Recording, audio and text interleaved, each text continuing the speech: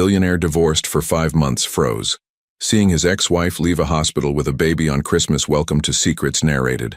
Before we begin, drop a comment telling us which city you're watching from. We love seeing how far our stories travel. When the story ends, don't forget to rate it from 0 to 10 and share what you felt along the way. And if you enjoy emotional stories filled with twists and hidden truths, make sure to follow Secrets Narrated so you don't miss the next one. Now, sit back, relax, and enjoy every detail. The automatic doors of St. Mary's Hospital slid open with a soft whoosh, releasing the sterile scent of antiseptic into the crisp December air. Miles Harrington stepped inside, his Italian leather shoes clicking against the polished marble floor. At 42, he carried himself with the confidence that came from building a medical technology empire worth $3 billion. But today, every step felt heavy. His charcoal gray suit was impeccable, tailored to perfection across his broad shoulders and athletic frame. Dark hair, streaked with distinguished silver at the temples, was styled with precision. Steel blue eyes that had intimidated boardrooms across Silicon Valley now held something different, a weariness that expensive skincare couldn't hide. Miles had never planned to spend Christmas Eve in a hospital. The irony wasn't lost on him that his company's devices probably monitored half the patients in this building, yet he'd rather be anywhere else.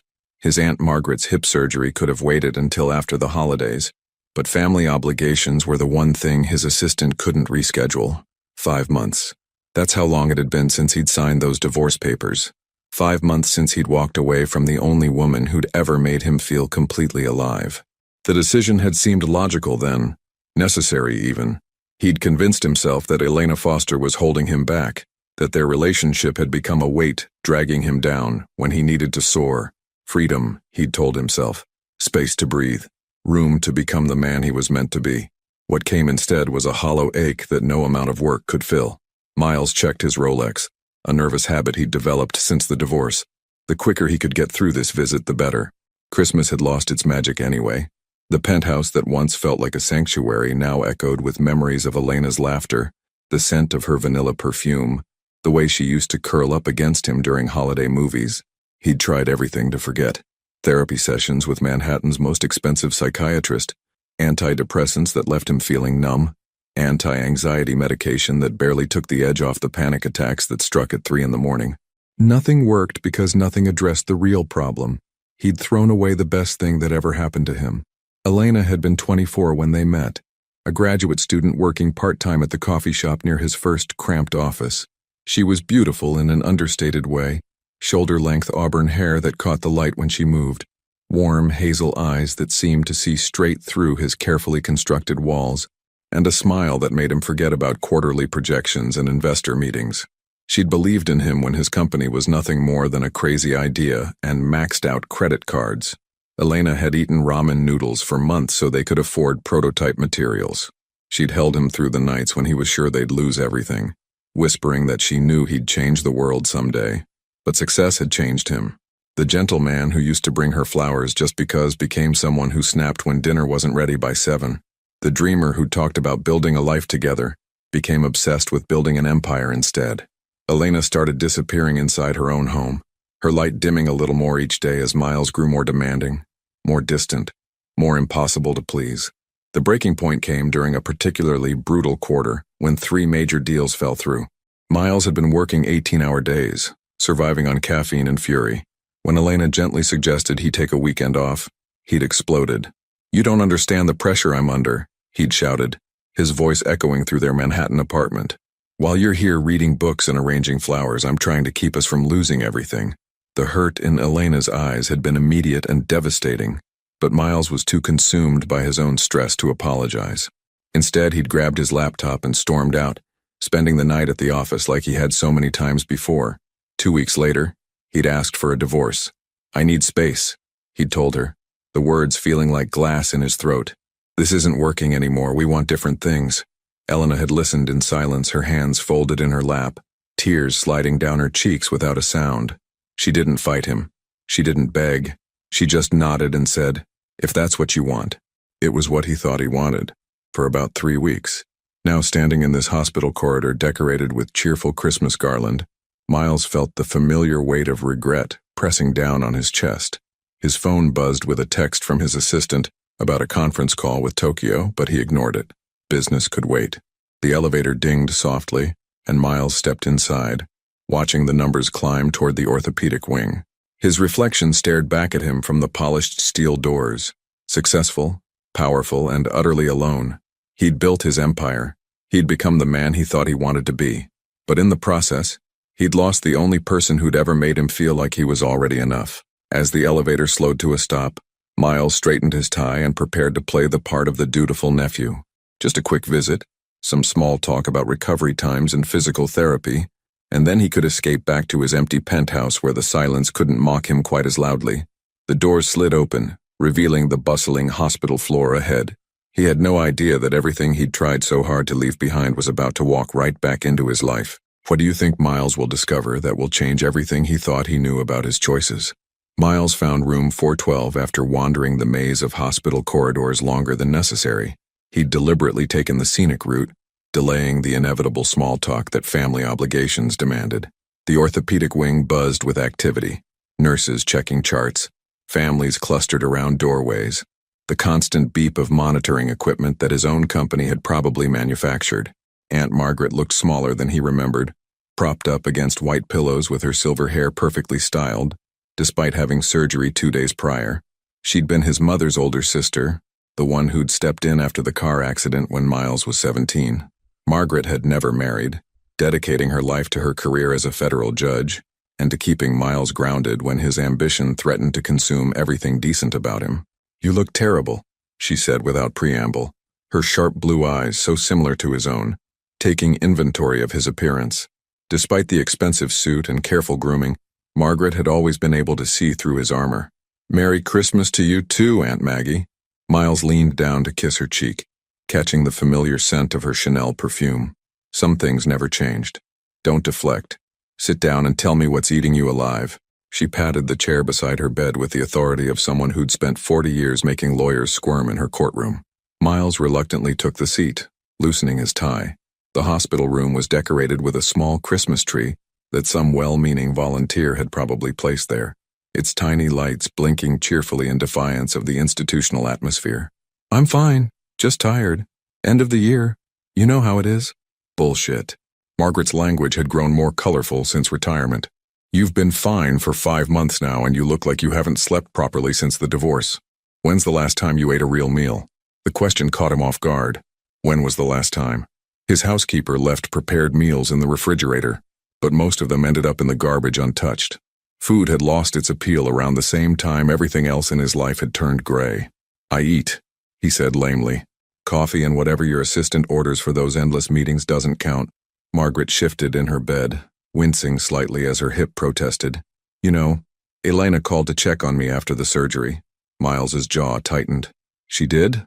Sweet girl. Always was. She asked about my recovery, sent flowers. Those beautiful white orchids by the window are from her." Margaret's voice carried a weight that made Miles uncomfortable. "She sounded tired, Miles. Really tired." The words hit him harder than they should have. He'd been so focused on his own pain that he'd barely considered what Elena might be going through. She'd probably had to find a new place to live, rebuild her entire life while he'd simply moved back into his bachelor penthouse and pretended everything was fine. That's nice of her," he managed. "She didn't mention why she sounded so exhausted, but I have my suspicions." Margaret fixed him with the stare that had made seasoned prosecutors confess their sins.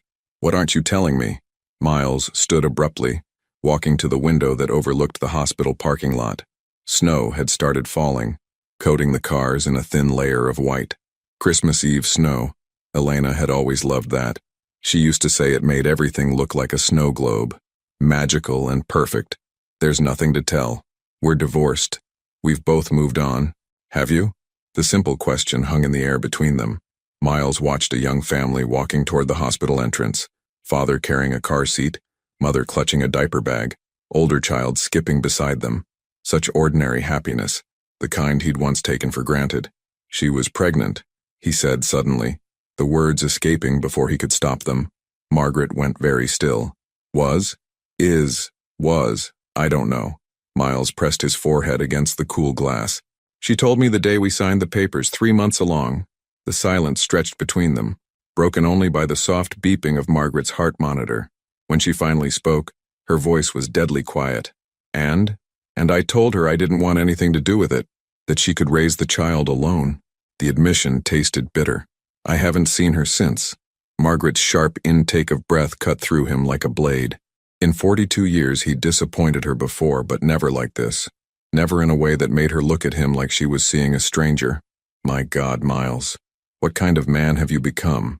The question echoed his own thoughts during those sleepless nights when the pills didn't work and the silence of his penthouse became deafening. Success had a price, and somewhere along the way, he'd paid it with pieces of his soul. I panicked, he said, though the excuse sounded pathetic even to him. Everything was falling apart. The business, my head, everything. I thought I was protecting her. From what? From me. From this. He gestured vaguely at himself. From the mess I'd become. Margaret shook her head slowly. That baby would be due soon. Christmas, Miles whispered. She said Christmas. The realization hit him like a physical blow. Today was Christmas Eve. Elena could be in labor right now, alone, while he stood in this hospital room drowning in his own cowardice. You need to find her, Margaret said softly, before it's too late. It's already too late. I made my choice. Choices can be unmade. Pride can be swallowed. But some chances, Margaret's voice cracked slightly, some chances don't come around twice. Miles turned from the window, meeting her eyes. They were wet with unshed tears, and the sight broke something inside him that had been carefully held together with money and medication. I don't know how, he admitted. You start by admitting you were wrong. Then you figure out how to be the man she fell in love with instead of this hollow shell wearing expensive suits. Before Miles could respond, his phone buzzed. A text from his driver. Waiting outside whenever you're ready, sir. I should go, Miles said, though he made no move toward the door. Yes, you should, but not to that empty penthouse. Margaret reached for his hand with surprising strength. Find her, Miles. Find them both, before you lose the only thing that ever really mattered. As Miles leaned down to kiss his aunt goodbye, he caught sight of the parking lot again. A woman was walking slowly toward the main entrance, moving carefully like someone carrying something precious. Even from this distance, even with snow obscuring his view, something about her made his breath catch. The hair color was right. The height was right. The way she moved. His heart stopped. Elena, and she was heading straight into the hospital where he stood frozen, watching his past and future collide in the falling snow. Miles's legs moved before his mind could process what he was seeing. He left Margaret's room without a proper goodbye, his Italian leather shoes echoing against the hospital corridors as he half walked, half ran toward the main entrance. His heart hammered against his ribs with a violence that made him wonder if this was what a heart attack felt like. The elevator seemed to take an eternity. He watched the numbers descend. 4th floor, 3rd, 2nd. Each ding marking time in slow motion. When the doors finally opened to the main lobby, Miles stepped out into a world that felt fundamentally different than the one he'd entered an hour ago. The lobby was bustling with Christmas Eve activity, families visiting patients, medical staff heading home for the holiday, volunteers distributing small gifts to children in the pediatric ward. But Miles saw none of it.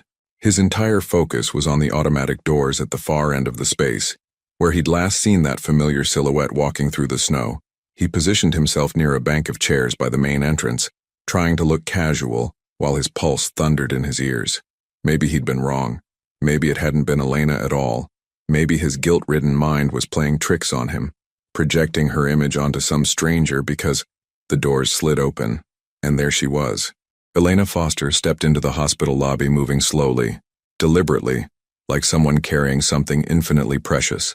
She wore a long wool coat the color of deep burgundy, her auburn hair longer than he remembered, falling in soft waves around her shoulders. But it was what she carried that made Miles's world tilt off its axis. A baby, tiny, wrapped in a soft cream-colored blanket, cradled against her chest with the protective instinct of a mother who'd learned to be everything to someone who depended entirely on her. Miles felt his knees go weak. The baby was real. His child, the child he'd rejected, dismissed, abandoned, was here, breathing, alive, perfect. Elena looked tired in a way that went deeper than sleepless nights. There were shadows under her hazel eyes that spoke of weeks spent navigating new motherhood alone. Her skin was paler than he remembered, and she moved with the careful gait of someone still recovering from childbirth. But even exhausted, even worn down by circumstances he'd forced upon her, she was still the most beautiful woman he'd ever seen. She approached the information desk, her voice soft as she spoke to the volunteer, probably asking for directions to a patient's room. Miles couldn't hear the words, but he could see the gentle way she adjusted the baby's blanket, the automatic sway in her posture that new mothers develop to keep their children calm. 2 days old, the premise had said. This baby was 2 days old, which meant Elena had given birth on December 22nd, alone, while Miles was probably in some pointless board meeting or nursing his third scotch of the evening in his empty penthouse. The volunteer pointed Elena toward the elevators, and she turned, walking directly toward where Miles sat frozen in his chair. For a moment, he considered running, ducking behind the information pillar, taking the stairs, anything to avoid the confrontation that was about to destroy whatever fragile peace he'd managed to construct over the past 5 months. But his legs wouldn't move. He could only sit there, watching as the mother of his child, the woman he'd loved and lost and abandoned, walked closer with each step. Elena was about 10 feet away when she saw him. She stopped abruptly, her eyes widening with a shock that quickly gave way to something harder to read. Not anger exactly, not surprise either, something that looked almost like resignation, as if she'd known this moment would come eventually and had simply been waiting for it. Miles. Her voice was steady, carefully controlled. The baby stirred slightly at the sound, making a soft mewling noise that hit Miles like a physical blow. Elena. His own voice came out rougher than intended. He stood slowly, his hands shaking as he shoved them into his pockets. I didn't expect to see you here. My friend Rebecca had her appendix out yesterday. I was visiting. Elena's explanation was matter-of-fact, but her grip on the baby had tightened protectively. What about you? My aunt. Hip surgery. The words felt incredibly stupid given the enormity of what stood between them. Here they were, making small talk while their child, slept peacefully in her arms. An awkward silence stretched between them, filled with 5 months of hurt and words that couldn't be taken back. Hospital life continued around them. Announcements over the PA system, the soft squeak of wheelchair wheels, conversations in a dozen languages. But Miles felt suspended in a bubble where only the three of them existed. The baby, he started, then stopped, unsure how to continue. What did you say to the woman whose pregnancy you'd rejected? How did you ask about a child you'd claimed you never wanted to meet? His name is Alexander. Elena's voice was soft but firm. Alexander James Foster. Foster. She'd kept her maiden name, of course. Miles had no right to expect otherwise, but the choice still stung. His son wouldn't even carry his name. Alexander, Miles repeated, the syllables feeling foreign on his tongue. That's a good name. Elena didn't respond. She was studying his face with an intensity that made him feel exposed, as if she could see every sleepless night, every moment of regret, every pill he'd swallowed trying to numb the pain of losing her. You look thin, she said finally. The observation, delivered without malice but with a detachment that hurt more than anger would have, made Miles acutely aware of how much weight he'd lost. His suits hung differently now. His housekeeper had started leaving larger portions, worried about his declining appetite. You look tired, he countered, then immediately regretted the words. Of course she was tired. She'd just given birth. She was raising a newborn alone because he'd been too much of a coward to face responsibility. I am tired, Elena said simply, but that comes with the territory. Another silence. Alexander made another small sound, and Elena automatically began the gentle swaying motion that Miles was learning was universal among new mothers. The simple gesture, so natural, so instinctive, highlighted everything he'd missed, everything he'd chosen to miss. Elena, he began, but she cut him off with a slight shake of her head. Don't, she said quietly. Not here, not like this. She was right. The hospital lobby, surrounded by strangers and Christmas decorations, wasn't the place for the conversation they needed to have. But Miles felt desperate, like if he let her walk away now he might never get another chance. Can we talk? Somewhere private? His voice cracked slightly on the last word. Elena looked down at Alexander, who had fallen back into the peaceful sleep of the very young, then back at Miles. For a moment he thought she might refuse. She had every right to. He'd forfeited his claim to her time, her consideration, her forgiveness the day he'd told her to raise their child alone. There's a chapel on the second floor, she said finally. It's usually empty this time of day. Miles nodded, relief flooding through him even as terror gripped his chest. He was about to face the consequences of the worst decision he'd ever made, and he had no idea if there was any path forward that didn't end in complete devastation. As Elena moved toward the elevators, Alexander still sleeping peacefully in her arms, Miles followed at a respectful distance. His son, his beautiful, perfect son who didn't even know he existed. The elevator doors closed around the three of them, and Miles caught his reflection in the polished steel. He looked exactly like what he was, a man who'd lost everything that mattered and was only just beginning to understand the true cost of his choices. The chapel on the second floor was indeed empty, a small sanctuary tucked away from the medical chaos beyond its doors. Soft light filtered through stained glass windows depicting scenes of healing and hope. Wooden pews faced a simple altar adorned with white poinsettias, someone's donation to bring Christmas spirit to those seeking solace in their darkest hours. Elena chose a pew near the back, settling carefully with Alexander still sleeping against her chest. Miles sat in the same row but left a respectful distance between them, close enough to see the gentle rise and fall of his son's breathing, far enough to honor the invisible barrier that his choices had created. The silence stretched between them, heavy with unspoken words and 5 months of separate grief. Miles studied Elena's profile in the colored light from the windows, the delicate curve of her nose, the way she unconsciously tucked a strand of hair behind her ear, the protective curve of her body around their child. She looked older, he realized, not just tired, but aged in the way that profound loss could age someone. "How was the birth?" he asked finally, his voice barely above a whisper in the sacred space. Elena didn't look at him. "Difficult," she said simply. 22 hours of labor. The cord was wrapped around his neck, so they had to do an emergency C-section at the end. Miles felt something cold grip his chest. Was he okay? He is now. Elena's hand moved protectively over Alexander's back. The doctors said it was touch and go for a few minutes. His heart rate dropped dangerously low. The words hit Miles like physical blows. His son had nearly died, and he hadn't even known. While Elena was fighting for both their lives in an operating room, he'd probably been reviewing quarterly reports or arguing with his legal team about some meaningless acquisition. "Elena, I called you," she said quietly, still not meeting his eyes. When the contractions started getting close together, it was 2 in the morning on the 22nd. Miles's breath caught. He remembered that night. He'd turned off his phone around midnight after taking an Ambien, determined to get at least 6 hours of uninterrupted sleep before a morning presentation. His assistant handled all calls after hours unless it was a genuine emergency. "I called 3 times, Elena continued. "The last time was when they were wheeling me into surgery. I thought maybe you'd changed your mind. That maybe when it came down to it you'd want to know if your son was going to make it." The chapel's peaceful atmosphere felt like mockery now. Miles wanted to disappear, to sink through the floor and never face the consequences of his willful blindness. She'd reached out to him in her moment of greatest fear, and he'd chosen pharmaceutical oblivion instead. "I turned off my phone," he whispered. "I'm so sorry, Elena. I'm so fucking sorry." "Language," Elena murmured automatically, glancing down at Alexander even though he was far too young to understand. The maternal instinct was so immediate, so natural, that it highlighted everything Miles had missed about becoming a parent. "Sorry," he said again, this time for the profanity. How many more things would he need to learn about being around his son? Elena finally turned to look at him, and the pain in her hazel eyes was devastating. "Do you want to know what the hardest part was? It wasn't the labor. It wasn't even being alone during the surgery. It was filling out the birth certificate afterward." Miles felt his throat close. "What do you mean?"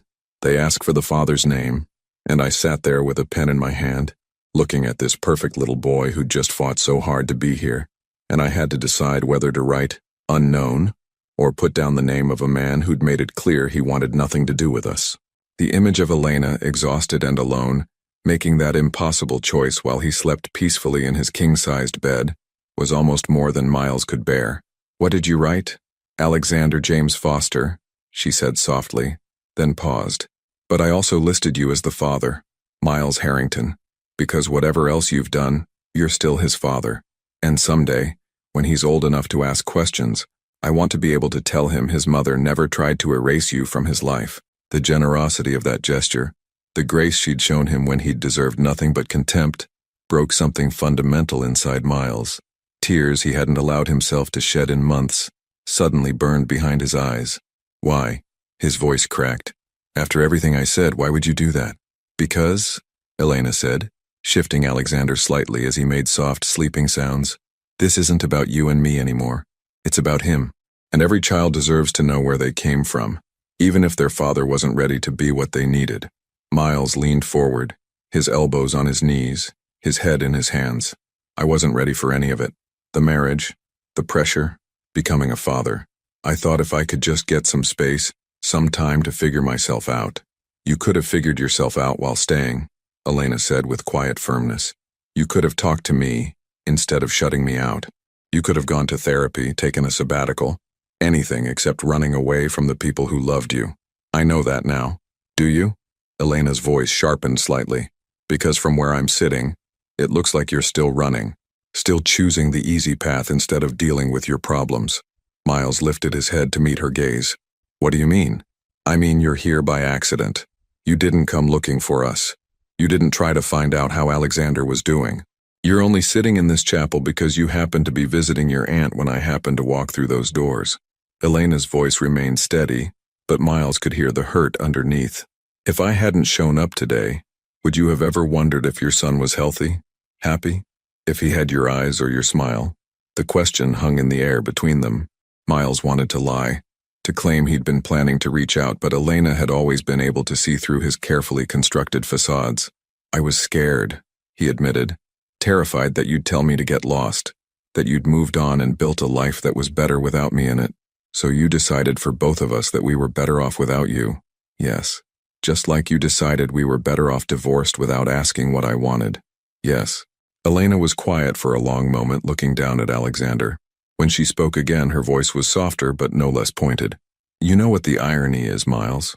All those months when you were pulling away, when you were angry and distant and impossible to reach, I kept hoping you'd remember who you used to be. The man who brought me coffee in bed on Sunday mornings, who stayed up all night when I had the flu, making sure I stayed hydrated, who told me he wanted to build something beautiful with me. Miles remembered that man, too. He felt like a stranger now, buried under years of stress and ambition, and the desperate need to prove he was more than the scared kid whose parents had died too young. I don't know how to be him anymore, Miles said quietly. Then learn, Elena said. But don't expect me to teach you. I'm too tired to save anyone else right now. I've got my hands full keeping one little person alive and healthy. As if summoned by her words, Alexander stirred in her arms, making the soft mewling sounds that Miles was beginning to recognize as signs of waking up. Elena automatically began the gentle rocking motion, her attention immediately shifting to her son's needs. He's hungry, she said, checking her watch. I need to get home to feed him. The practical reality of Elena's new life, feeding schedules, diaper changes, the endless demands of a newborn, hit Miles with unexpected force. While he'd been drowning in self-pity, she'd been learning to be everything to someone who depended on her completely. Elena, he said as she carefully gathered her purse and prepared to stand. What would I have to do? To be part of his life, I mean. She looked at him for a long moment, Alexander now fully awake and beginning to fuss in her arms.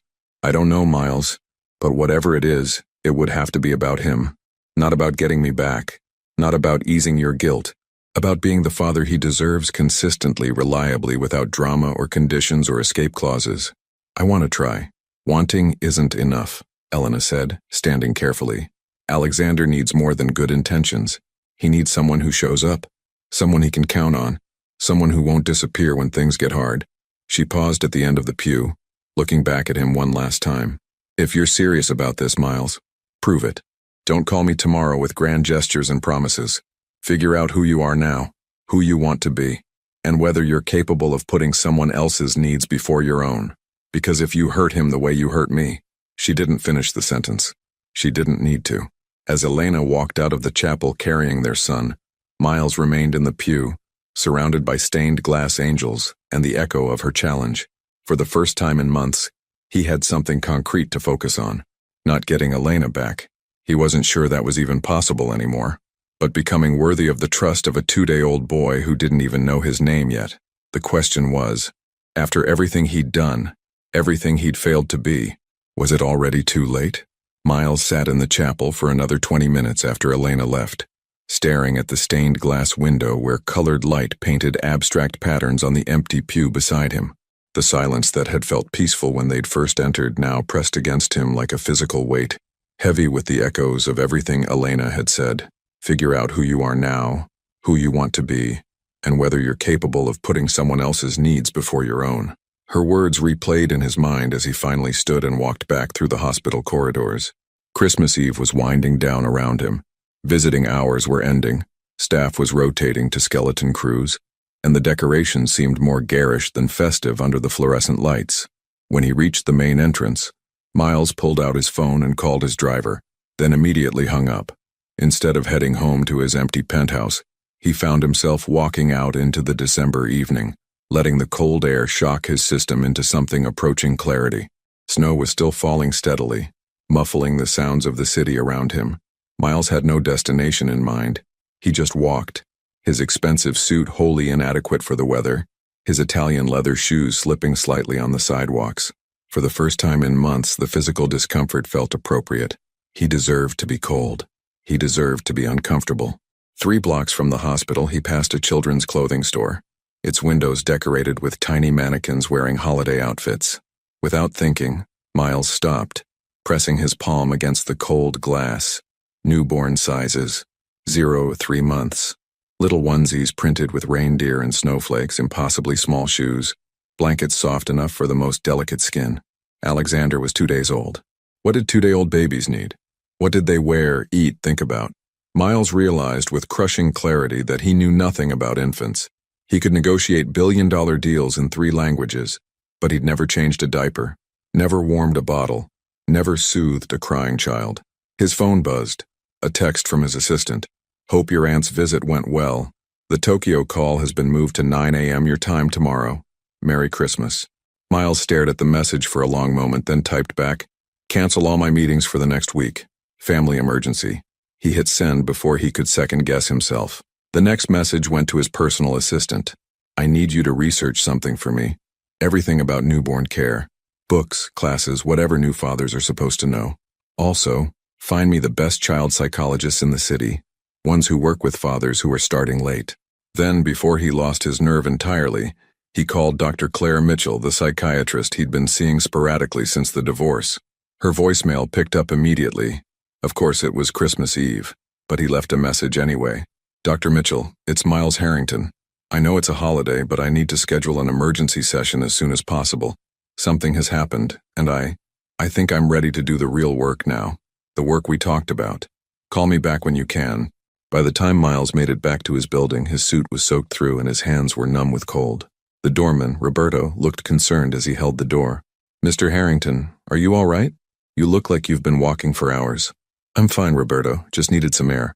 Miles paused in the marble lobby, looking at his reflection in the polished surfaces. He looked exactly like what he was, a man who'd just had his world turned upside down. Actually, Roberto, can I ask you something? Of course, sir. You have grandchildren, don't you?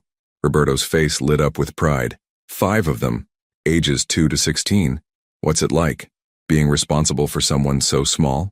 Roberto studied Miles's face with the perceptive gaze of someone who'd worked with people long enough to read between the lines. Terrifying, he said simply, and wonderful, but mostly terrifying until you realize that love is more powerful than fear. Miles nodded, processing this wisdom from an unexpected source. Thank you. Congratulations, Mr. Harrington, Roberto said quietly as Miles headed toward the elevator. I hope everything works out. The penthouse felt different when Miles walked in. The same expensive furniture, the same panoramic view of Manhattan, the same oppressive silence. But now it all seemed like a museum exhibit labeled, The Life of a Man Who Had Everything and Nothing. Miles poured himself a scotch, then set it down without drinking. Alcohol had been his escape for months, and Elena's challenge was still ringing in his ears. If he was serious about becoming someone worthy of Alexander's trust, he couldn't keep numbing himself every time reality became uncomfortable. Instead, he sat at his computer and began researching. What did newborns need? How often did they eat? How much sleep did new parents actually get? The information was overwhelming. Websites filled with advice about feeding schedules and sleep training and developmental milestones. Miles felt like he was cramming for the most important exam of his life, One he'd already missed the first class of. Around midnight, his phone rang. Dr. Mitchell, calling back despite the late hour. "Miles, I got your message. You sound different. What's happened?" "I have a son," Miles said, the words feeling surreal even as he spoke them. "He's 2 days old, and I haven't been part of his life at all. His mother, my ex-wife, went through pregnancy and childbirth alone because I told her I didn't want anything to do with the baby." Dr. Mitchell was quiet for a moment. "And how do you feel about that now? Like the worst human being who ever lived?" Miles leaned back in his chair, staring at the ceiling. "Like I've wasted 5 months feeling sorry for myself while a woman I claimed to love was building a life without me. Like I might be too broken to ever be what this child deserves. But you want to try. I have to try. I can't live with myself if I don't at least try. This is the breakthrough we've been working toward, Miles. The moment when you stop running from responsibility and start running toward it." Dr. Mitchell's voice was gentle but firm. "It won't be easy. Changing ingrained patterns never is, especially when there's a child involved who can't wait for you to figure yourself out. I know. Are you prepared for the possibility that it might be too late? That Elena might not be willing to let you into Alexander's life?" Miles thought about Elena's exhausted face, the protective way she'd held their son, the careful distance she'd maintained even in the chapel's intimate space. "I have to try anyway," he said. "Even if it's too late for Elena and me, Alexander deserves to know his father tried." After he hung up, Miles returned to his research with renewed focus. By 3 a.m., he'd filled a notebook with information about newborn development, feeding schedules, and safety guidelines. He'd also ordered a dozen books about fatherhood, child psychology, and healthy co-parenting relationships. But the most important thing he did was write a letter he might never send. "Alexander," it began, "you don't know me yet, and I haven't given you any reason to want to, but I'm your father, and I want you to know that your existence has already changed me in ways I didn't think were possible.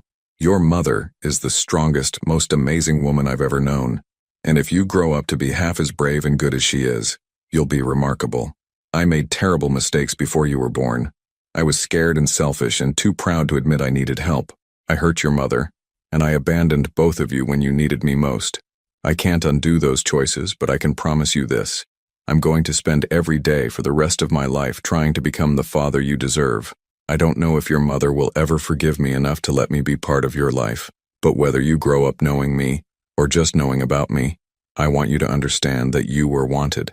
Maybe not at first, maybe not by someone who was ready to be a good father, but you are wanted now. Completely, desperately, with every broken piece of my heart. I love you already, Alexander. I love you enough to change everything about who I've been." Miles folded the letter carefully and placed it in his desk drawer. Today actually, since it was now Christmas morning, he would start the real work. Therapy, parenting classes, whatever it took to become someone worthy of holding his son. Outside his windows, snow continued to fall over Manhattan, covering the city in a blanket of white. Christmas morning was dawning on a world that looked completely different than it had 24 hours ago. Miles looked at his reflection in the dark window and saw for the first time in months a man who had something to fight for. The question now was whether it was too late to win. 3 days after Christmas, Miles stood outside the Upper East Side brownstone where Elena now lived, holding a bag from Whole Foods and questioning every decision that had led him to this moment. He'd spent the past 72 hours in a crash course on becoming a better human being, but standing on her doorstep made all his preparation feel inadequate. Dr. Mitchell had squeezed him in for an emergency session on Christmas Day, a gesture that had cost him triple her usual rate, and convinced him she took his commitment seriously. They'd spent 2 hours dissecting his relationship with Elena, his fears about fatherhood, and the emotional walls he'd built around success and control. Transformation isn't about grand gestures, she'd told him. It's about showing up consistently, even when it's uncomfortable, especially when it's uncomfortable. Miles had also enrolled in a new father's class that started the following week, ordered every book on infant development Amazon could deliver overnight, and had his first appointment with a family therapist who specialized in rebuilding relationships after abandonment. But none of that preparation had prepared him for the simple act of ringing Elena's doorbell. Before he could lose his nerve, he pressed the button. Footsteps approached slowly, and then Elena's voice came through the intercom, cautious. "Who is it?" "It's Miles. I brought groceries." A long pause. "Miles, what are you doing here? I know you said not to call with grand gestures, he said to the speaker. So I'm not calling. And groceries aren't grand. They're just necessary. You shouldn't have to worry about shopping with a newborn. Another pause. Longer this time. Miles could hear Alexander crying faintly in the background, the sound hitting him like a physical punch. Leave them on the steps, Elena finally said. Thank you. Elena, please, just let me see him for 5 minutes. I swear I'm not here to pressure you or make this about us. I need to see that he's okay. The intercom went silent. Miles stood on the cold concrete steps, breath visible in the winter air, wondering if he'd already failed his first real test. Then the door opened. Elena stood in the doorway wearing yoga pants and an oversized sweater, her hair pulled back in a messy bun. She looked exhausted in the way only new mothers could, a bone-deep tiredness that went beyond lack of sleep. But she was still the most beautiful woman he'd ever seen. 5 minutes, she said, stepping aside to let him in. Miles followed her into a cozy living room that was nothing like the sterile perfection of their former Manhattan apartment. This space was warm, lived in, with soft throws on the furniture and books stacked on every available surface. A bassinet sat near the couch, and the sound of Alexander's crying was clearer now. Not distressed, just the persistent fussing of a baby who wanted something he couldn't articulate. He's been cluster feeding all morning, Elena explained, moving toward the bassinet. The pediatrician says it's normal, but it's exhausting. She lifted Alexander carefully, automatically beginning the swaying motion that Miles was learning was universal among new mothers. The baby quieted slightly at her touch, but continued the soft whimpering that spoke of discomfort. Can I? Miles set down the groceries and moved closer, his hands halfway extended before he stopped himself. Would it be okay if I held him? Elena studied his face for a moment, then nodded. Support his head and neck. Newborns can't control their head movements yet. Miles accepted his son with shaking hands, marveling at how light Alexander felt, how fragile and perfect. The baby opened his eyes, dark blue, like Elena's, though Miles knew infant eye color could change, and stared at his father with the intense focus that newborns sometimes displayed. Hello, Alexander, Miles whispered, his voice catching. I'm sorry it took me so long to meet you properly. Alexander made a soft sound that might have been a sigh, and Miles felt something fundamental shift inside his chest. This wasn't about Elena anymore, wasn't about his guilt or his need for forgiveness. This tiny person had his own needs, his own personality already beginning to emerge, his own right to be loved unconditionally. He has your nose, Elena said quietly, settling onto the couch, and your stubborn streak. He fights sleep like it's a personal insult. Miles carefully sat in the armchair across from her, still holding Alexander. What else should I know about him? He likes to be swaddled tight when he sleeps. He gets hiccups after every feeding. He's already showing signs of being left-handed. Watch how he curls his fingers. Elena's voice warmed as she talked about their son, the maternal pride evident despite her exhaustion. And he hates having his diaper changed. The crying you heard when you arrived? That was diaper protest. Miles absorbed every detail, filing it away like critical business intelligence. These weren't just random facts about a baby. They were insights into his son's emerging personality, preferences that mattered because Alexander mattered. I've been researching, Miles said carefully, about newborn development, feeding schedules, all of it. I know it doesn't make up for not being here from the beginning, but I want to learn. Elena's expression softened slightly. What kind of research? Everything. Books, websites, parenting forums. I even signed up for a new father's class that starts next week. Miles shifted Alexander to his other arm, surprised by how natural the movement felt. Did you know that newborns can see about 8 to 12 inches clearly? That's exactly the distance from your arms to your face when you're holding them. Evolution designed them to focus on their parents. I didn't know that, Elena said, and Miles caught a hint of the curiosity that had always drawn him to her. She'd been a literature student when they met, someone who collected interesting facts, like other people collected stamps.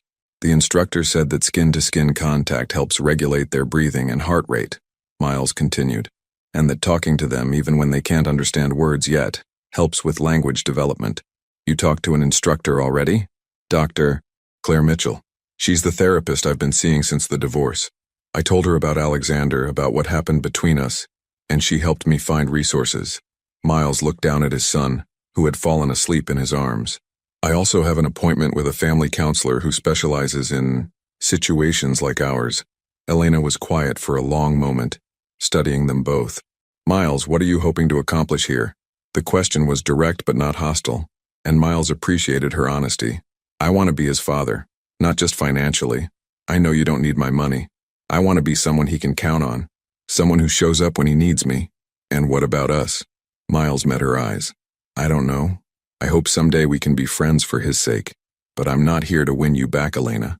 I'm here because I finally understand that being a parent isn't about what I want or what makes me comfortable. It's about what's best for him. Elena nodded slowly. That's actually what I needed to hear. Before Miles could respond, his phone buzzed with a text. He ignored it, but Elena noticed. You can check it, she said. I know your work is important. Miles glanced at the screen and felt his stomach drop. The message was from his biggest client, threatening to pull their contract if he didn't personally handle a crisis that had emerged over the holiday weekend. 2 weeks ago, he would have handed Alexander back immediately and spent the next 6 hours on emergency conference calls. Instead, he turned off the phone. It's not more important than this, he said simply. Elena's eyes widened slightly. Miles, that could be $1 million client. I've seen you take calls during our anniversary dinner. Then I had my priorities wrong. Miles looked down at Alexander, who was sleeping peacefully despite the adult conversation happening around him. This is the only thing that matters right now. As if testing his resolve, his phone immediately started buzzing with an incoming call. The name on the screen was David Chen, CEO of Titan Medical Group, his most important client, and someone who never accepted being ignored. Miles declined the call and turned off the phone completely. I don't understand, Elena said, but her voice held a note of wonder rather than confusion. Neither do I. Completely, Miles admitted. But for the first time in years, I know what the right choice is. And it's staying here with my son. Alexander stirred in his arms, making the soft mewing sounds that Elena had explained meant he was getting hungry. Miles felt a surprising pang of disappointment as Elena stood to take the baby. I need to feed him, she explained. Of course. Miles handed Alexander back carefully, missing the weight of him immediately. Elena, can I ask you something? Would you be okay if I came by again tomorrow? Same time, same deal, just groceries and maybe a few minutes with Alexander? I'm not trying to insert myself into your routine. I just want to be consistent. Elena settled Alexander into position for feeding, her movements automatic and efficient. Why tomorrow specifically? Because Dr. Mitchell said consistency matters more than intensity. That showing up regularly, even for short visits, is better than grand gestures followed by long absences. Miles stood to leave, giving her space for the intimate process of feeding their son. And because I promised myself I wouldn't let another day pass without knowing how he's doing. Elena was quiet for so long that Miles thought she might refuse. Finally, she nodded. Same time tomorrow. But Miles, if you're going to do this, you have to really do it. Alexander can't handle the uncertainty of a father who shows up when it's convenient and disappears when life gets complicated. I understand. I hope you do, Elena said softly, because he's already going to have to navigate growing up with divorced parents. I won't let him also grow up wondering if his father actually wants him. Miles paused at the door, looking back at Elena feeding their son in the warm glow of the afternoon light filtering through her windows. The scene was so peaceful, so complete, that he felt like an intruder in their carefully constructed world. But Alexander was his son too, and for the first time since Christmas Eve, Miles felt like he might actually be worthy of that title. I'll see you tomorrow, he said. As he walked back to his car, his phone vibrated with a voicemail from David Chen that he didn't bother to check. Tomorrow he would deal with the professional consequences of putting his son first. Tonight he would research more about newborn feeding schedules and wonder if Elena might someday trust him enough to let him stay longer than 5 minutes. It wasn't much progress, but it was a beginning. The conference room at Harrington Medical Technologies felt more like a tribunal than a business meeting. Miles sat at the head of the polished mahogany table, facing 12 board members whose expressions ranged from concerned to furious. David Chen's empty chair seemed to loom larger than the occupied ones, a stark reminder of the client they'd lost overnight. 48 hours. Richard Blackstone, the lead board member, said without preamble. You've been unreachable for 48 hours while our biggest contract imploded. Care to explain? Miles straightened his tie, a nervous habit he'd been trying to break. 3 weeks of daily visits to Elena and Alexander had given him perspective on what truly mattered. But sitting in this room full of men who measured worth in quarterly profits, his newfound priorities felt fragile. There was a family emergency, Miles said carefully. I handled what I could remotely and delegated the rest to the appropriate teams. A family emergency? Catherine Crane, the only woman on the board, leaned forward. Miles, your only family is your aunt and she's recovering nicely from her surgery. We checked. The words hit him like a slap. Of course they'd checked. These people had built careers on knowing every detail about everyone they worked with. The fact that none of them knew about Alexander spoke to how completely he'd compartmentalized his personal life. It's complicated, Miles said. Complicated doesn't begin to cover the shitstorm you've created, snapped Jonathan Torres, whose pharmaceutical division had been counting on the Chen contract. Titan Medical isn't just pulling their business. They're telling everyone in the industry that Harrington Medical is unreliable. Do you have any idea how much this is going to cost us? Miles did know. Roughly $30 million in immediate losses, with potential ripple effects that could reach twice that amount. 2 months ago, those numbers would have sent him into a panic that lasted weeks. Now all he could think about was how Alexander had smiled. Actually smiled, not just gas, during yesterday's visit. I understand the financial implications, Miles said, but sometimes things happen that are more important than money. The room fell silent. Catherine Crane looked like she'd swallowed something unpleasant. Richard Blackstone removed his glasses and cleaned them with deliberate precision, a gesture Miles recognized as barely contained rage. More important than money? Richard's voice was dangerously quiet. Miles, you built this company on the principle that success requires total dedication. You've fired people for taking vacation during critical projects. You've missed weddings, funerals, and family gatherings because business came first.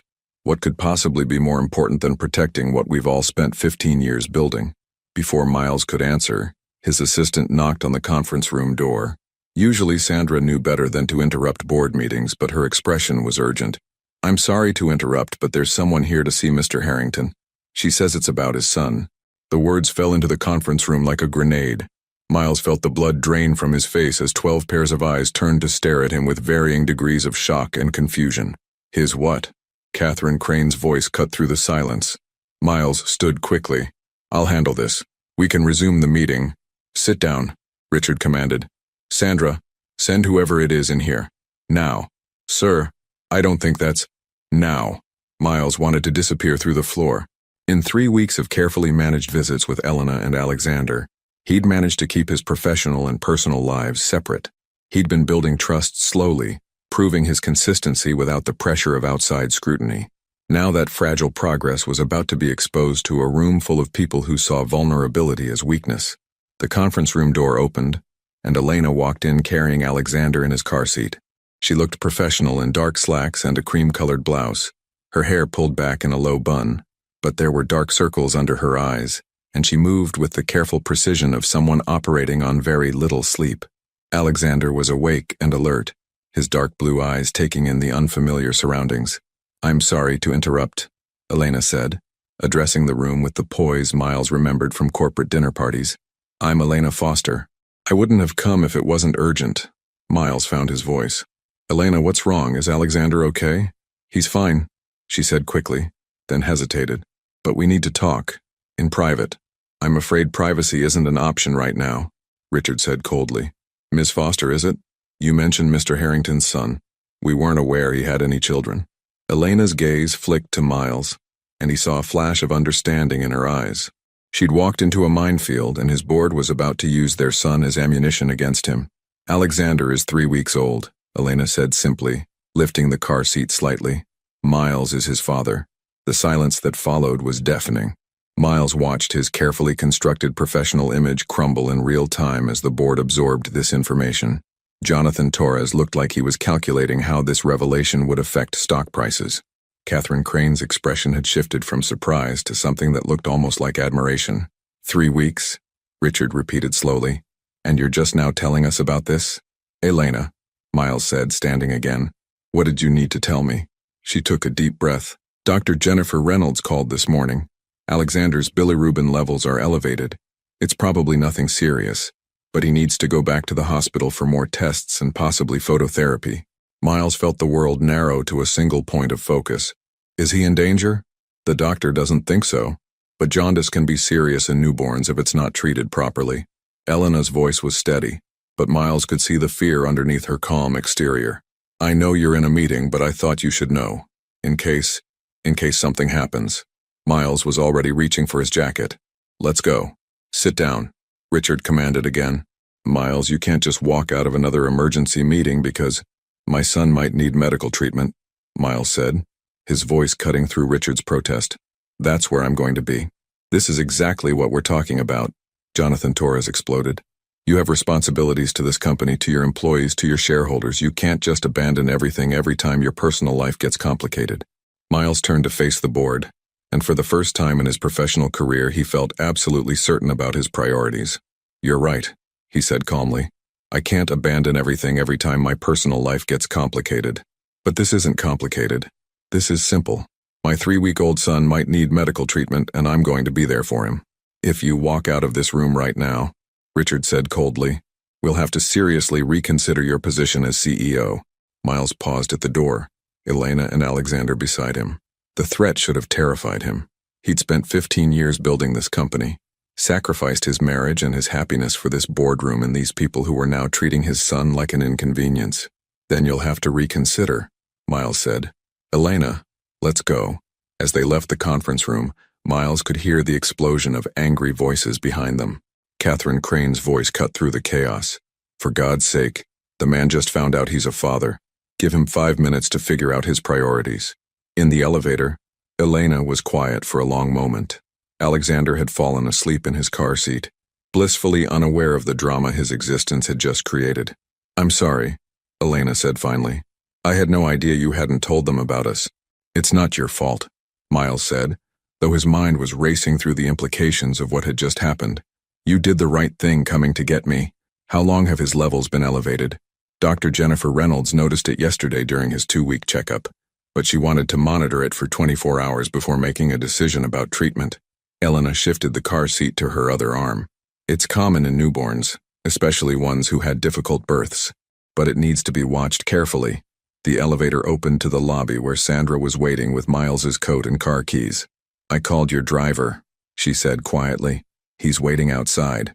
And Miles, for what it's worth, you made the right choice. As they walked toward the car, Elena asked, Are you going to lose your job over this? Miles helped her secure Alexander's car seat in the back of the sedan, marveling at how natural the motion had become after 3 weeks of practice. I might, he said honestly, but that's a problem for tomorrow. Today we need to make sure our son is okay. Elena met his eyes over the roof of the car. Our son? Our son, Miles confirmed. For the first time since Christmas Eve, the words felt completely true. As the car pulled away from Harrington Medical Technologies, Miles watched his life's work disappear in the rearview mirror. 3 weeks ago, the sight would have filled him with panic.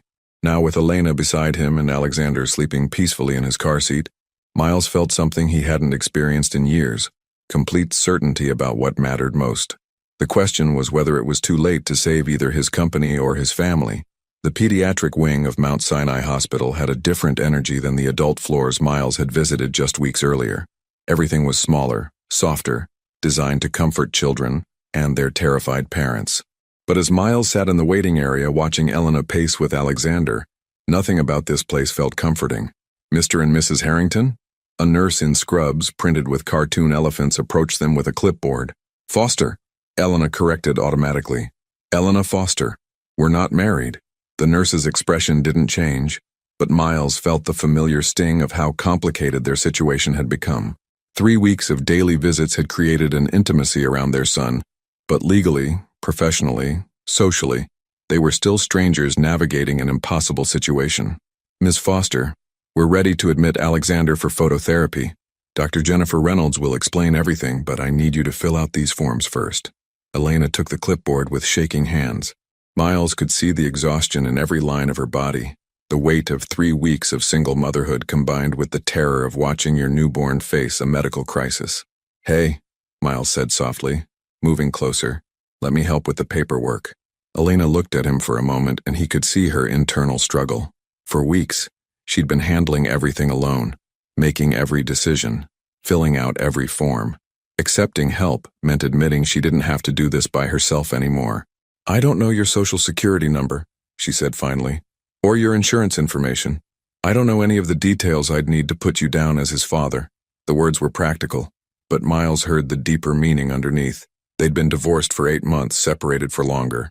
Elena had built a new life, made new plans, learned to exist without him.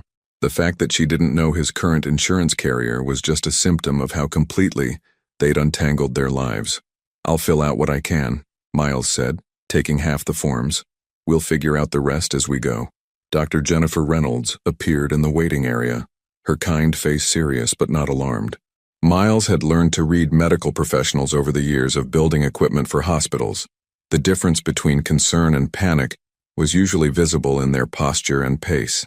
Elena, Miles, Dr. Jennifer Reynolds said, acknowledging them both. Let's talk about Alexander's condition. They followed her to a small consultation room where Alexander lay sleeping in a portable bassinet, a tiny blue hospital bracelet around his impossibly small wrist.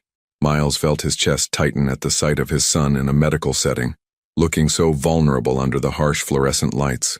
Alexander's bilirubin levels are higher than we'd like to see, Dr. Jennifer Reynolds began, pulling up his chart on a tablet. It's not uncommon in newborns, especially those who had complicated deliveries. The good news is that phototherapy is very effective, and most babies respond well within 24 to 48 hours. What exactly is phototherapy? Miles asked. We place Alexander under special blue lights that help break down the excess bilirubin in his system. He'll need to stay under the lights for most of the day, with breaks for feeding and diaper changes. One of you can stay with him at all times. Elena leaned forward. Are there any risks? Any complications we should worry about? The treatment itself is very safe. The main concern is if the bilirubin levels continue to rise despite treatment, but that's rare. We'll monitor his blood levels every 6 hours and adjust the therapy as needed. Dr. Jennifer Reynolds looked between them. I do want to be honest.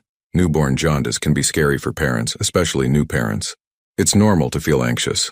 Miles thought about the past 3 weeks, how every small change in Alexander's breathing or eating patterns had sent Elena into research mode, texting him updates and questions at all hours. She'd been navigating these fears alone while Miles was just beginning to understand what it meant to worry about someone so completely helpless. How long will he need to stay in the hospital? Elena asked. Probably 2 to 3 days, depending on how quickly his levels improve. We'll want to keep monitoring him even after the phototherapy is finished, just to make sure the levels stay stable. After Dr. Jennifer Reynolds left to prepare Alexander's room, Miles and Elena sat in silence, watching their son sleep. The weight of the situation settled between them. Their first real crisis as parents, and they were facing it as two people who were still figuring out how to be in the same room together. I should call work, Elena said suddenly. I was supposed to start my new job on Monday. They're not going to understand if I need to take more time off before I've even started. Miles looked at her sharply. New job? Marketing coordinator at a publishing house. It's not much, but it's flexible and has good health insurance. Elena's voice was matter of fact, but Miles could hear the underlying stress. I can't afford to lose it. The reminder of Elena's financial reality hit Miles like a punch to the stomach. While he'd been drowning in self-pity in his penthouse, she'd been job hunting while pregnant, preparing to support herself and Alexander without any guarantee that Miles would contribute to their lives. You don't need to worry about money, Miles said quietly. I know I haven't been contributing, but that ends now. Alexander is my responsibility too. It's not about money, Miles. Elena's voice carried a note of frustration. It's about having my own life, my own career. I can't just be dependent on you again. The again hung in the air between them. During their marriage, Elena had given up her graduate program to support Miles's business dreams, becoming increasingly isolated as his success grew and their social circle became entirely centered around his work. She'd lost herself in his ambitions, and Miles was finally beginning to understand how suffocating that must have been. I'm not asking you to be dependent on me, Miles said carefully. I'm asking you to let me help with our son so you can have your own life. That's what co-parenting is supposed to look like, right? Before Elena could respond, a nurse appeared to move Alexander to his phototherapy room. Watching them wheel their son's bassinet through the hospital corridors, Miles felt a familiar helplessness, the same feeling he'd had during Elena's difficult pregnancy symptoms, when all his money and connections couldn't fix what was wrong. Alexander's room was small but well-equipped, with a special bassinet that had blue lights built into the ceiling above it. The nurse, whose name tag read Janet, explained how the phototherapy worked while she got Alexander settled. He'll need to wear just his diaper and special eye protection, Janet said, placing tiny goggles over Alexander's eyes. The lights can be harsh, so we need to protect his vision. He might be fussier than usual. The lights can be overstimulating for some babies. As if on cue, Alexander began to cry. Not the hungry or tired cry Miles had learned to recognize, but something more distressed. Elena immediately moved toward the bassinet, her hands hovering over their son without quite touching. "It's okay, sweetheart," she murmured. "Mama's here, Daddy's here too." The casual way she included Miles in that comfort made his throat tight. For 3 weeks, he'd been a visitor in their lives, someone who showed up for scheduled appointments but missed the midnight feedings and diaper blowouts. Now, in this sterile hospital room, they were functioning as partners for the first time. "Can we both stay?" Miles asked Janet. "Of course. We have a reclining chair that converts to a bed, and there's a couch that's surprisingly comfortable. Most parents find it easier to take shifts. One person tries to rest while the other stays with the baby." After Janet left, Miles and Elena settled into an awkward routine. Elena took the first shift, sitting beside Alexander's bassinet and reading him a story in a soft voice that seemed to calm his fussing. Miles used the time to make phone calls, to his assistant about rearranging his schedule, to his insurance company about adding Alexander as a dependent, to his lawyer about updating his will to include his son. When Elena finally agreed to try to rest, Miles took his place beside the bassinet. Alexander was awake under the blue lights, his tiny hands moving restlessly. Without the eye protection, Miles could see that his son's eyes were tracking movement, following his father's face as he leaned closer. "I know this is scary, buddy," Miles said quietly, "but you're going to be okay. Your mom and I are going to make sure of it." Alexander made a soft sound that might have been recognition. Miles carefully slipped his finger into his son's tiny fist, marveling at the strength of that grip. "I'm sorry I missed the first 3 weeks," Miles continued, his voice barely above a whisper. "I'm sorry I wasn't there when you were born, or when your mom was scared, or when you had your first smile, but I'm here now, and I'm not going anywhere." From the couch, Elena's voice was soft but clear. "He can hear you, you know. Babies recognize their parents' voices, even when they're this young." Miles looked over to find Elena watching them, her expression unreadable in the blue-tinted light. "I've been reading to him every night," she said. "The same book my mother used to read to me. I thought it might be nice if he had some consistency, some tradition." "What book?" "Guess How Much I Love You. It's about a little rabbit and his father, and how much they love each other." Elena's voice caught slightly. "I know it's silly, but I wanted him to know about love, even if his parents couldn't figure out how to love each other anymore." Miles felt something break open in his chest. For weeks, Elena had been building a life for Alexander filled with love and security and traditions, while Miles had been trapped in his own guilt and fear. She'd been giving their son everything she could, including the promise of a father's love that Miles hadn't yet proven he could deliver. "It's not silly," Miles said. "And Elena, I never stopped loving you. I just stopped knowing how to show it." Elena was quiet for a long moment. When she spoke, her voice was careful, measured. "Love isn't enough, Miles. I loved you through the end of our marriage, but love doesn't fix communication problems or different priorities, or the fact that you made me feel invisible for 2 years. I know. Alexander needs more than love from his father. He needs reliability, presence, emotional stability. He needs someone who won't disappear when things get difficult." Miles looked down at his son, still gripping his finger with surprising strength. Under the therapeutic blue lights, Alexander looked like he was glowing, like some precious thing that needed to be protected from the world. "Then that's who I'll become," Miles said. "However long it takes, whatever it costs. That's who I'll be for him." Outside the hospital room window, snow was beginning to fall again, coating the city in white.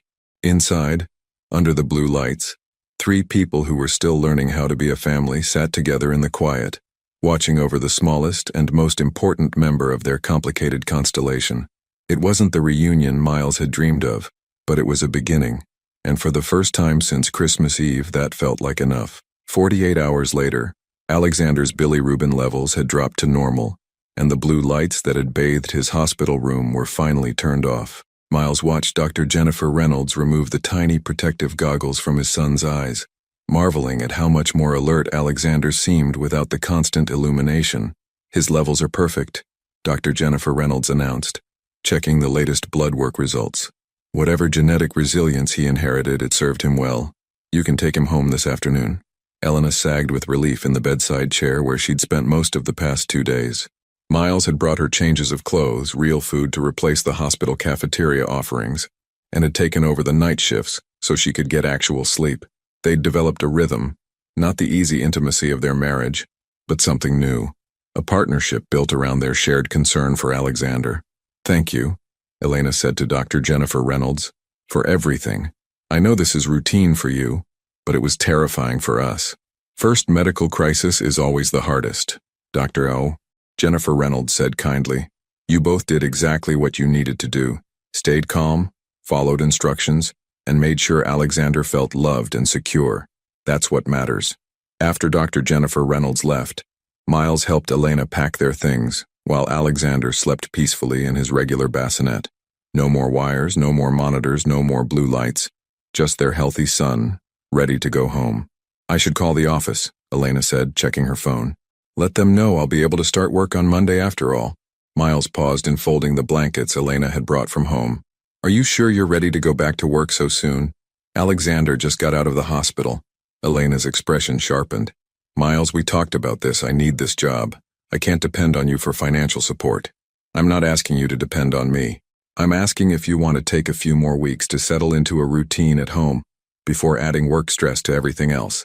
Some of us don't have the luxury of taking time off whenever we want," Elena said, then immediately looked like she regretted the words. "I'm sorry. That was unfair. I know you've been here for Alexander." Miles finished folding the blankets, choosing his words carefully. "Elena, what if I told you that money wasn't a concern? That you could take as much time as you needed to be with Alexander without worrying about income?" Elena stared at him. "What are you talking about?" Before Miles could answer, his phone rang. Sandra's name appeared on the screen and Miles felt his stomach drop. He'd been avoiding calls from the office for 2 days, letting everything pile up while he focused on Alexander's health. "I have to take this," he said, stepping into the hallway. "Miles?" Sandra's voice was tight with worry. "Where are you?" "The board meeting was supposed to start an hour ago." Miles closed his eyes.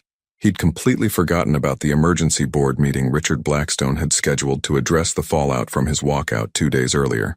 "I'm at the hospital. Alexander is being discharged today." "Miles, listen to me carefully. Richard Blackstone called an emergency vote. They're trying to remove you as CEO. Catherine Crane has been fighting for you, but she's outnumbered. If you don't get here in the next hour, they're going to proceed without you." The words hit Miles like a physical blow. He'd known this was coming, had seen it in Richard's expression when he'd walked out of the last meeting, but hearing it confirmed made his chest tighten with panic. What are they saying? What's their justification? Abandonment of fiduciary duty, failure to prioritize company interests, erratic behavior. Sandra's voice dropped.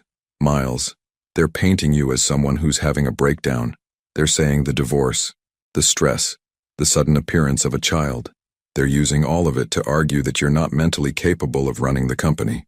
Miles leaned against the hospital wall, watching through the window as Elena adjusted Alexander's blanket. His son was healthy.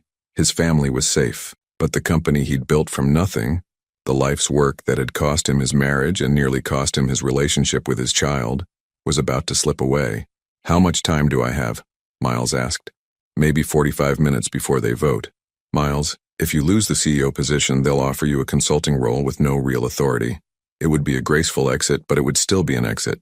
Miles thought about the man he'd been 2 months ago, someone who would have left Alexander's bedside in the middle of a medical crisis to fight for a boardroom. Someone who valued professional validation more than personal relationships. "Sandra, I need you to do something for me. Anything. Call Catherine Crane. Tell her I'm not coming to the meeting." Sandra was quiet for a moment. "Miles, are you sure? Once they vote you out, there's no coming back from this." "I'm sure." Miles watched Elena lift Alexander from his bassinet, the natural grace with which she handled their son highlighting everything he'd missed during his self-imposed exile. "But I need you to schedule a meeting with our financial team for next week. I want to know exactly what my settlement options are. Stock options, severance packages, all of it. What are you planning?" "I'm planning to take care of my family," Miles said. "Whatever that requires." When Miles returned to Alexander's room, Elena was signing discharge papers with a nurse.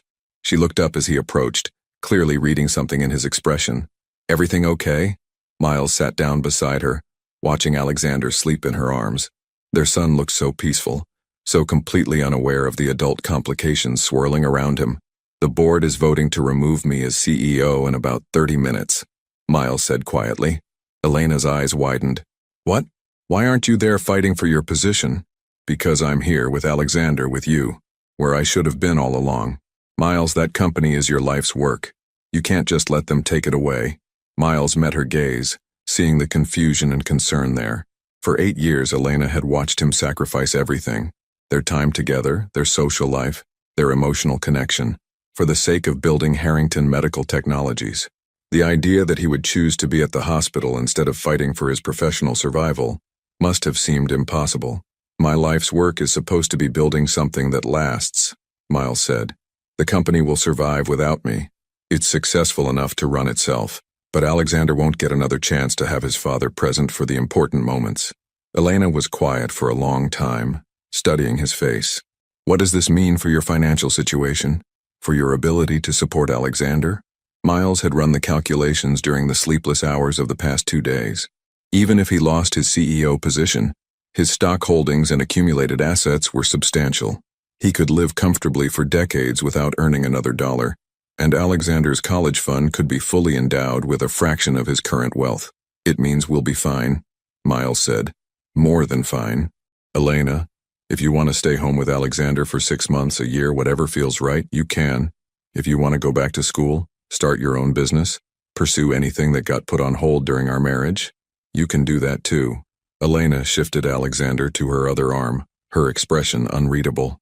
"Why are you telling me this?" "Because I want you to have choices. During our marriage, I made you financially dependent on me, which meant you couldn't leave even when I was making you miserable. I never want you to feel trapped again, by money, by circumstances, by anything. And what do you want, Miles? What do you get out of this arrangement?" Miles looked down at Alexander, who had opened his eyes and was staring at him with that intense focus newborns sometimes displayed. "I want to be his father," Miles said simply. "Not the man who sends checks and shows up for birthdays. I want to know his favorite bedtime story, his first word, what makes him laugh. I want to be someone he can count on, someone who's present for the ordinary days, not just the emergencies."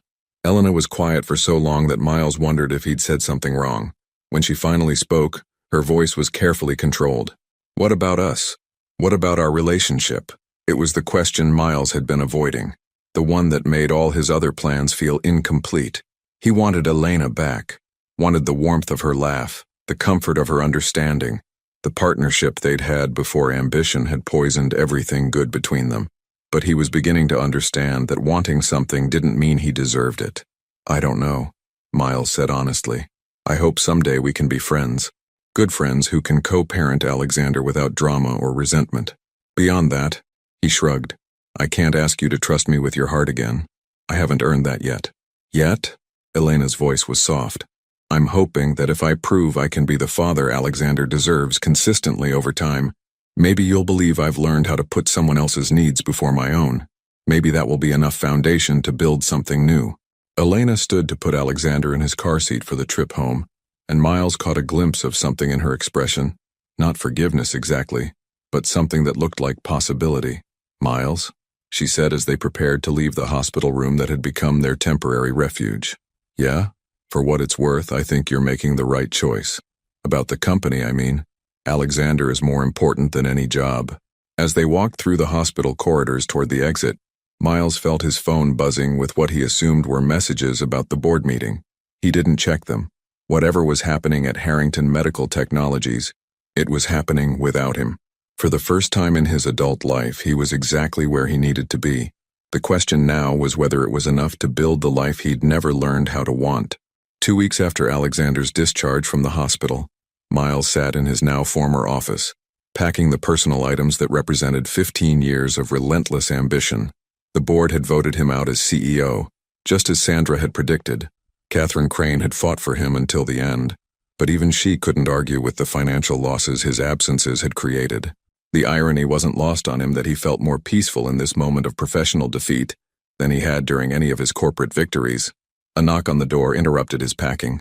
He looked up to see Elena standing in the doorway, holding Alexander in his carrier. She looked nervous, uncertain, an expression he rarely saw on her face.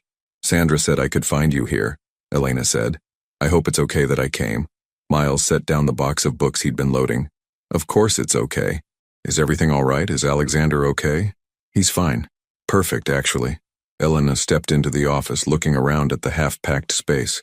I heard about the board meeting, about your position. Word travels fast. It was in the Wall Street Journal this morning. Elena sat in one of the leather chairs facing his desk, the same chairs where they'd once planned their future together when the company was just a dream. Harrington Medical Technologies names new CEO after founder's departure. Something like that. Miles continued packing, not trusting himself to look directly at her. Probably for the best.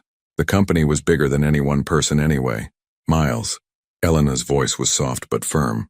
Look at me. He stopped packing and met her gaze. In the afternoon light filtering through his office windows, she looked like the woman he'd fallen in love with all those years ago. Strong, intelligent, beautiful, in a way that had nothing to do with careful styling or expensive clothes. I've been thinking, Elena said, about what you said at the hospital, about wanting to be Alexander's father, about proving you can put someone else's needs first. Miles felt his chest tighten. Elena, let me finish. She took a deep breath. For the past month, you've shown up every day. You've prioritized Alexander over everything else. Your company, your reputation, your financial security. You've gone to therapy, taken parenting classes, learned about infant development.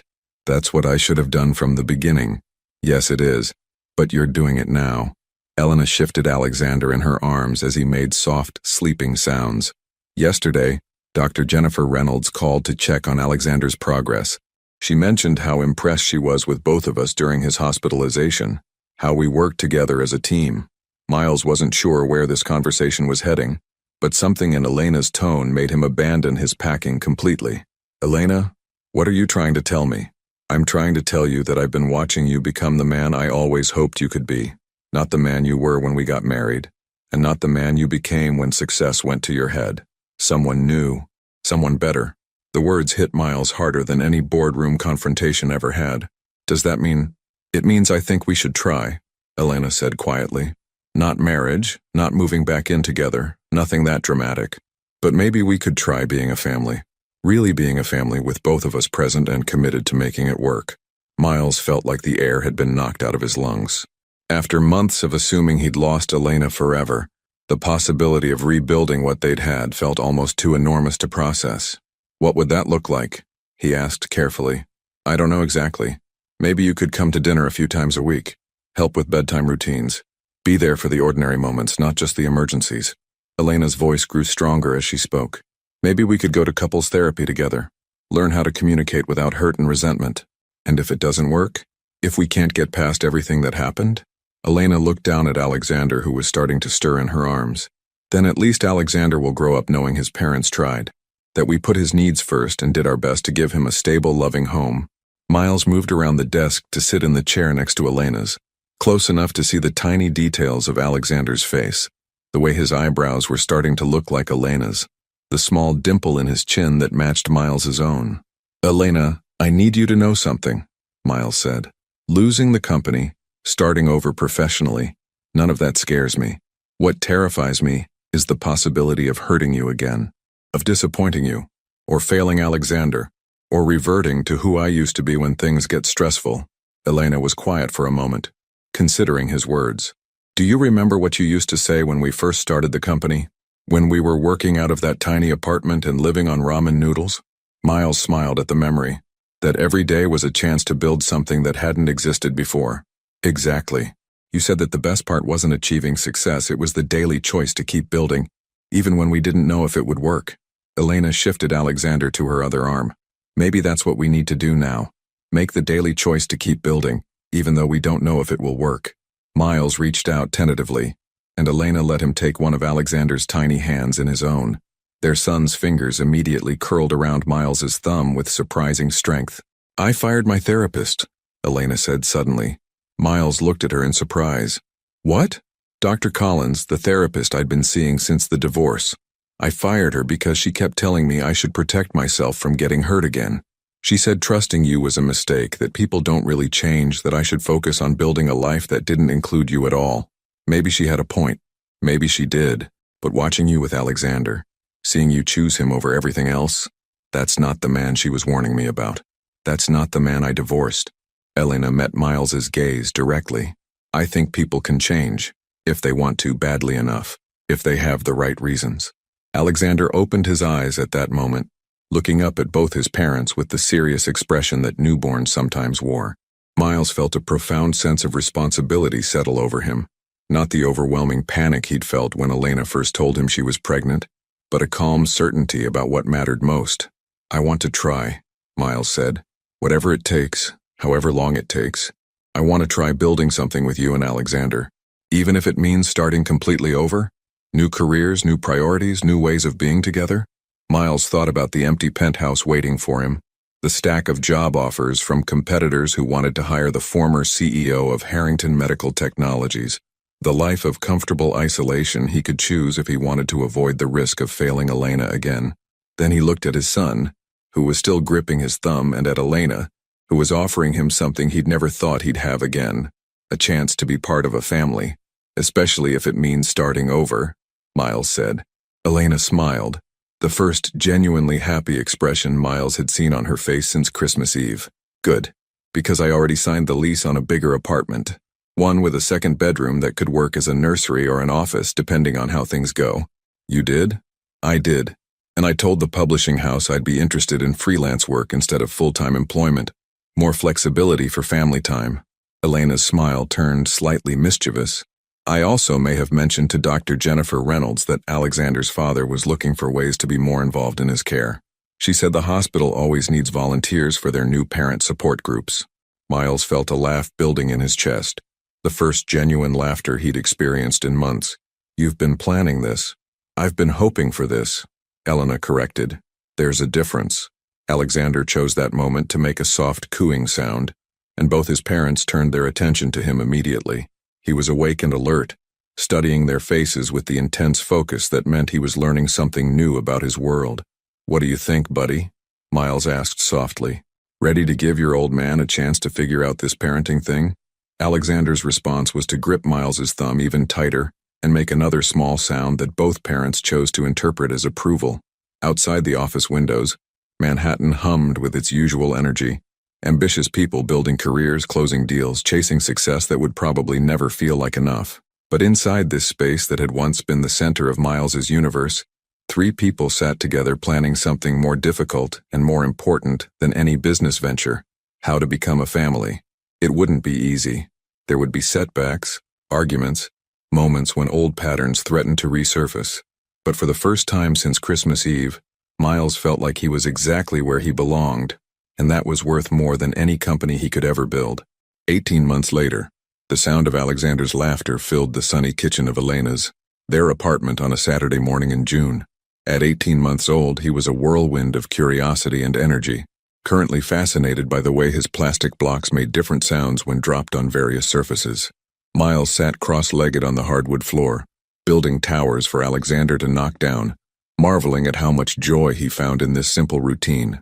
His son had Elena's intelligent eyes and her stubborn determination, but Miles was beginning to see traces of his own personality emerging, a methodical way of examining new toys, a preference for routine that bordered on obsession. "Higher, Daddy," Alexander demanded, his vocabulary expanding daily with new words that delighted both his parents.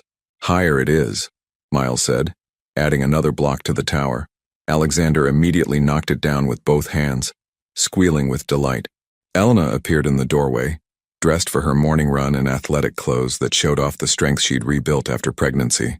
She'd completed her master's degree in marketing the previous fall, coursework she'd managed around Alexander's schedule with Miles's support, and now freelanced for 3 different publishing houses while working on a novel she claimed was probably terrible but therapeutically necessary. "How long have you two been up?" she asked, settling on the floor beside them. "Since 5:30, Miles said. "Someone decided that sunrise was the perfect time for block engineering, and you let me sleep through it? You had your deadline yesterday. You needed the rest."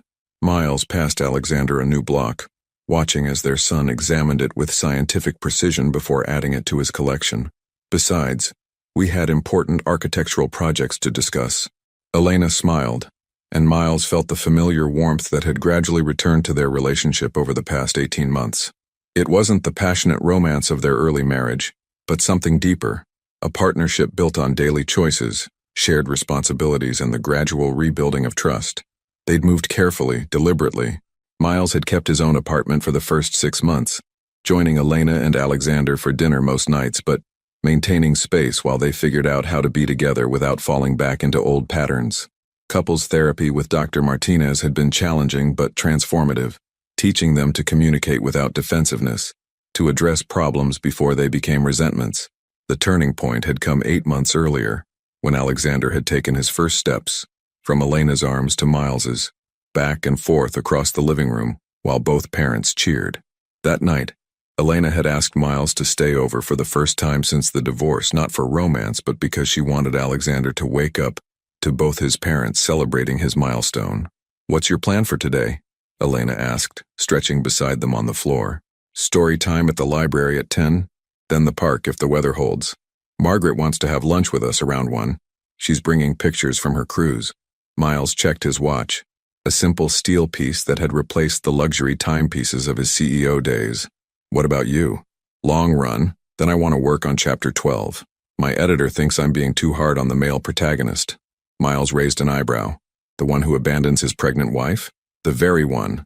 Apparently, readers need to see his redemption arc earlier in the story. They need to believe he's capable of change before the halfway point." "Are you having trouble writing his transformation?" Elena was quiet for a moment, watching Alexander stack blocks with increasing concentration. "Not exactly. I think I understand how change works now. It's not one dramatic moment. It's 1,000 small choices to do better than you did the day before." Miles felt the truth of that observation in his bones. 18 months of daily therapy sessions, parenting classes, and the simple practice of showing up consistently had taught him that transformation was less about grand gestures and more about mundane reliability. Alexander toddled over to Elena, holding up a block for her inspection. "Mama, blue." "Very good, sweetheart. That's definitely blue." Elena kissed the top of his head, inhaling the sweet scent that all toddlers seem to carry. "You're getting so good at colors."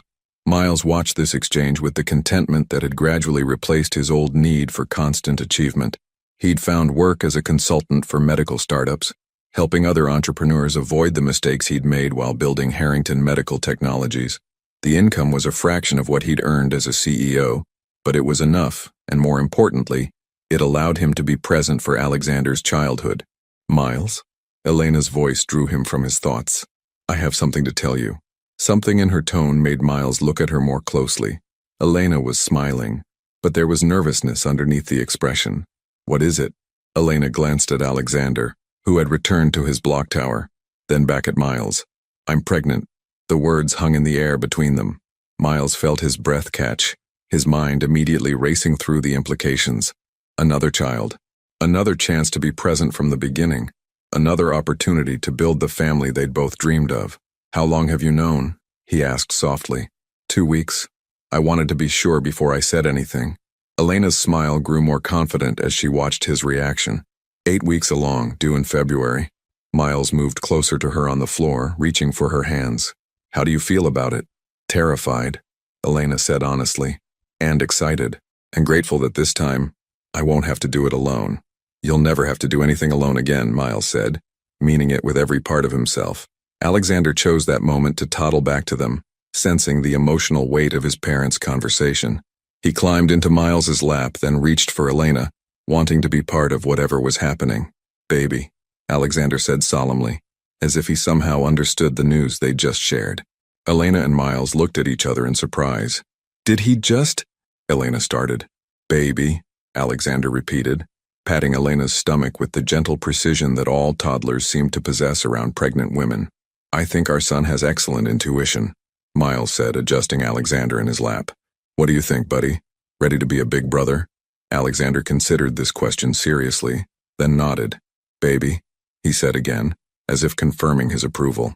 Elena laughed, the sound bright and full of joy. "Well, that settles it then."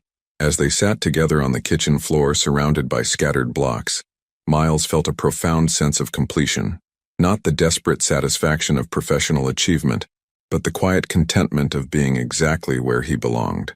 He thought about the man he'd been 2 years ago, driven by ambition, isolated by success, unable to see beyond his own needs and fears. That man had built a billion-dollar company and nearly lost everything that mattered. This man, sitting on his kitchen floor with his son and the woman he loved, had learned a different kind of success, one measured in bedtime stories and first words, in difficult conversations and shared responsibilities, in the daily choice to put family before everything else. Outside their apartment windows, New York City hummed with its usual energy. Somewhere in the concrete jungle, ambitious people were chasing dreams that might cost them more than they were willing to pay. But inside this warm space filled with children's laughter and the promise of new life, 3 people, soon to be 4, had found something more valuable than any empire. Miles pulled Elena closer, feeling Alexander settle contentedly between them. In 18 months, they'd rebuilt their relationship from the ground up, learning to be partners instead of strangers, parents instead of competitors, a family instead of 2 people who happened to share a history. "I love you," Miles said quietly, the words carrying weight they hadn't held in years. "I love you too," Elena replied, her hand finding his over Alexander's head. "All of you." As Alexander babbled contentedly about his blocks and the morning light streamed through their windows, Miles understood that this was what happiness looked like, not the rush of closing a deal or the satisfaction of professional recognition, but the simple peace of being surrounded by people who knew him completely and loved him anyway. It had taken losing everything he thought he wanted to find everything he actually needed. And finally, that felt like enough. What do you think about second chances? Do you believe people can truly change when they have the right motivation? Share your thoughts in the comments below. Your participation means a lot to the channel. Please share your thoughts in the comments. Thank you for watching. If you enjoyed the story, please subscribe to our channel and leave a comment below letting us know what you thought. Your feedback and support mean a lot to us. Stay tuned for more exciting stories.